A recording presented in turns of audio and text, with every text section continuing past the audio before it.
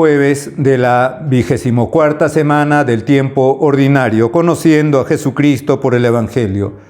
Lectura del Santo Evangelio según San Lucas, capítulo 7, versículos del 36 al 50. En aquel tiempo, un fariseo rogaba a Jesús que fuera a comer con él.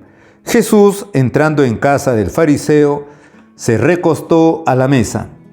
Y una mujer de la ciudad, una pecadora, al enterarse de que estaba comiendo en casa del fariseo, vino con un frasco de perfume y colocándose detrás junto a sus pies, llorando, se puso a regarle los pies con sus lágrimas, se los enjugaba con sus cabellos, los cubría de besos y se los ungía con el perfume.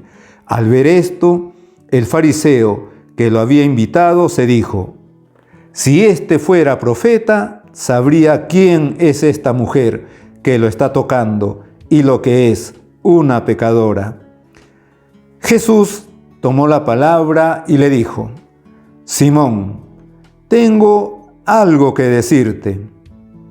Él respondió: dímelo, maestro. Jesús le dijo: un prestamista tenía 2 deudores. Uno le debía 500 denarios y el otro 50. Como no tenían con qué pagar, los perdonó a los 2. ¿Cuál de los 2 lo amará más? Simón contestó: supongo que aquel a quien le perdonó más. Jesús le dijo: has juzgado rectamente.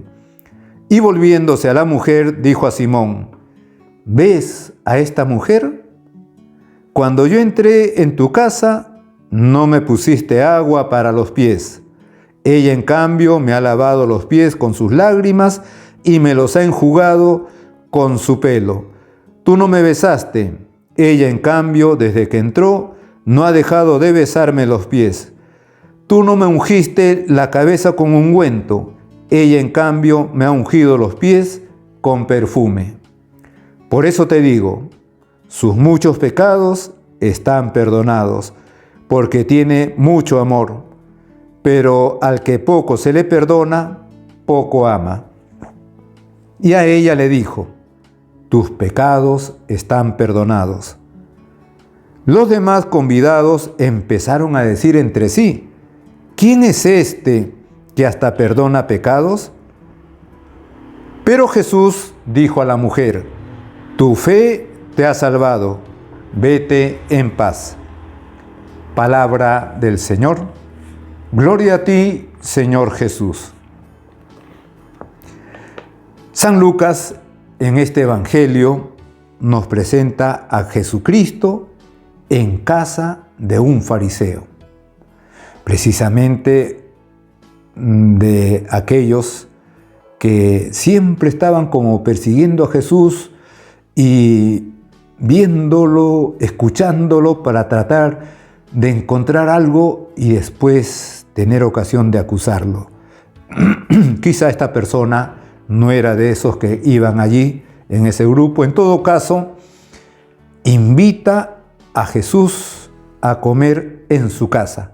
Dice que le rogaba a Jesús que fuera a comer con él. Había sido invitado a comer. A lo largo de toda la Sagrada Escritura, la comida, el banquete, es constantemente mencionado. Es representativa incluso de la vida eterna, del cielo. La comida, lugar de encuentro muy usado por nuestro Señor Jesucristo. Uno se sorprende cuando busca solamente en los evangelios momentos en los que encontramos a nuestro Señor comiendo o invitado a alguna casa para comer, y son muchas. Pensemos rápidamente, por ejemplo, en las bodas de Caná. Ahí, pues entre otras cosas, el centro es la comida. Pensemos en la ocasión cuando visitó a sus amigos Lázaro, María y Marta, aquellos 3 hermanos, y Marta toda afanada por las cosas, por la comida. y en cambio María estaba escuchándolo. Pero nuestro Señor invitado ahí, y aquí en esta ocasión o en otros momentos, por ejemplo, una vez resucitado, lo primero pues que le pide a los apóstoles es pescado para poder, y ellos no habían pescado nada. Y nuestro Señor, cuando ellos bajan ya, les tenía preparado un pescadito frito. Entonces, la comida es lugar de encuentro muy usado por nuestro Señor Jesucristo en su vida y también en su predicación, en sus parábolas, por ejemplo, ¿no? El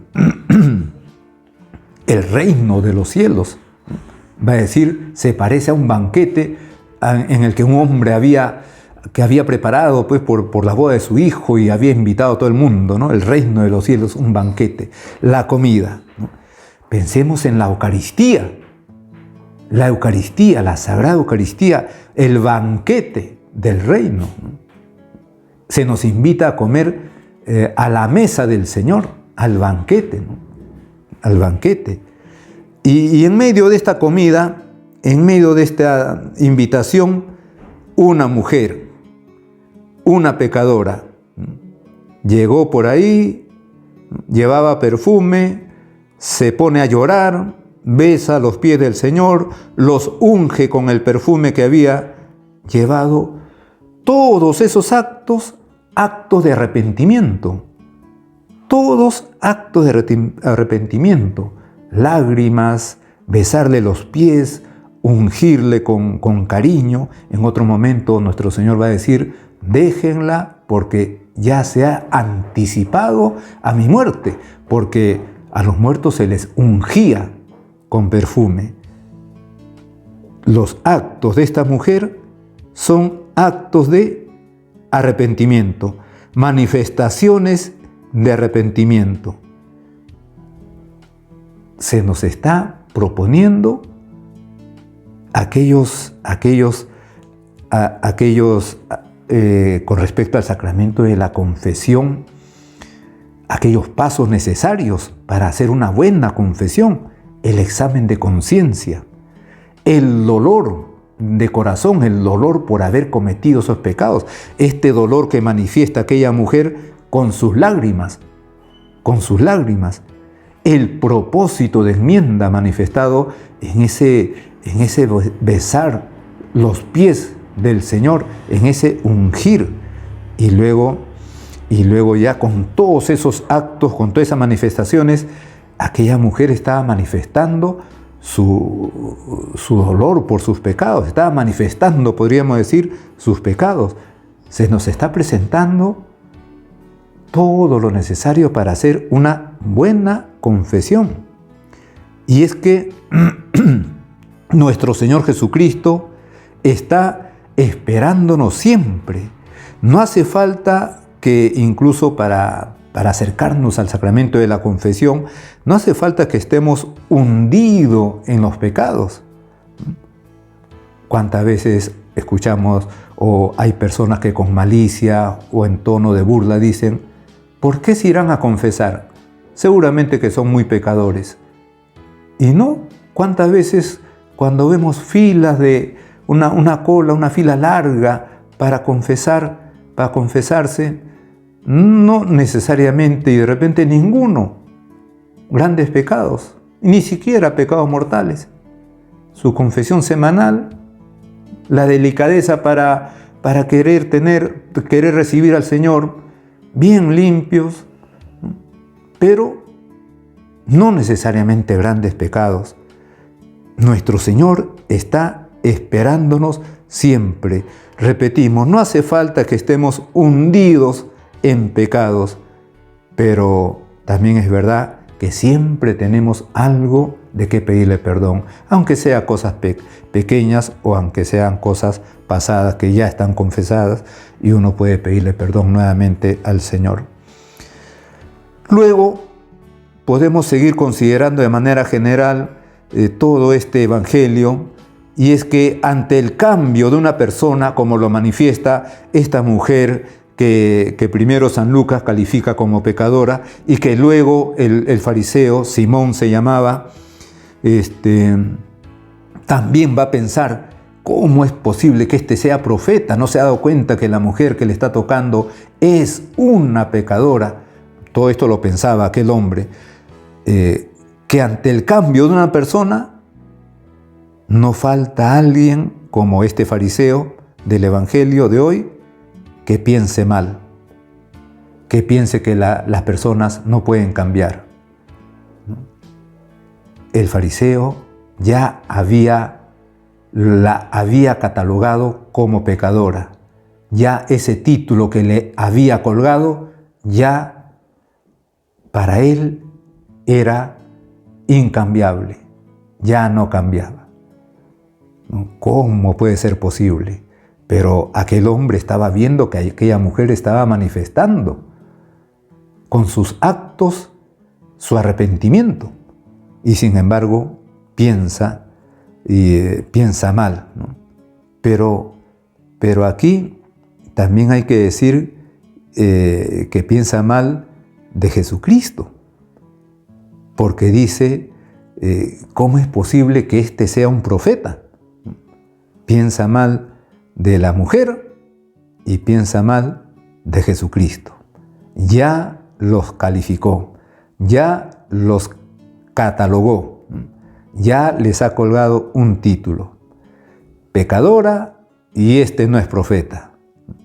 Y nuestro Señor, que lee los pensamientos, que sabía lo que estaba pensando, le va a decir: Simón, tengo algo que decirte. Esa palabrita, tengo algo que decirte. Jesús siempre tiene algo que decirnos, a cada uno de nosotros, a cada uno de nosotros. Y yo siempre repito esto, porque también estoy incluido ahí. A quienes más tiene algo que decirnos es a los obispos, a los sacerdotes, a los diáconos, a los seminaristas, a los religiosos, a las religiosas. Siempre tiene algo que decirnos. Simón, tengo algo que decirte. Cada uno pensemos en nuestro nombre. Juan, tengo algo que decirte. Pedro, tengo algo que decirte. Luis, tengo algo que decirte. Tengo algo que decirte. Jesucristo siempre tiene algo que decirnos, porque siempre tenemos algo de qué arrepentirnos. Lo que nuestro Señor le estaba proponiendo a aquel hombre, que él también, como la pecadora, tenía que arrepentirse. Él también, incluso podríamos decir, más pecador que ella. Tengo algo que decirte. Decíamos, siempre tiene algo que decirnos, porque siempre tenemos algo de qué arrepentirnos, algo que confesar. Y si Jesucristo tiene algo que decirnos, hay que estar atentos para escucharlo, para escuchar lo que nos tiene que decir. Y con la disposición también para cumplir ese algo que tiene que decirnos, porque una cosa es escucharlo y otra cosa es cumplir. Recuerden lo que dice nuestro Señor cuando estuvieron alabando a su Madre Santísima. Nuestro Señor va a decir al final: mejor, bienaventurados los que escuchan la palabra de Dios. Y podríamos decir que nuestro Señor insistió: los que escuchan, pero habiéndolo escuchado, también cumplen lo que escucharon. Mejor, bienaventurados los que escuchan la palabra de Dios y la cumplen. Nuestro Señor siempre tiene algo que decirnos, pero hay que estar atentos para escucharlo y con la disposición para cumplir eso que nos dice. Pero podemos preguntarnos, ¿qué es lo que nos tiene que decir nuestro Señor? ¿Qué es lo que nos tiene que decir? Pues efectivamente, toda la narración del Evangelio de hoy, también, ahí está también lo que nos tiene que decir. Y lo que Jesucristo siempre nos dice es que somos deudores de Dios. somos deudores de Dios, hemos recibido talentos y sobre todo siempre el talento del perdón, como también está reflejado aquí en el Evangelio. Eso exige correspondencia. Eso exige correspondencia.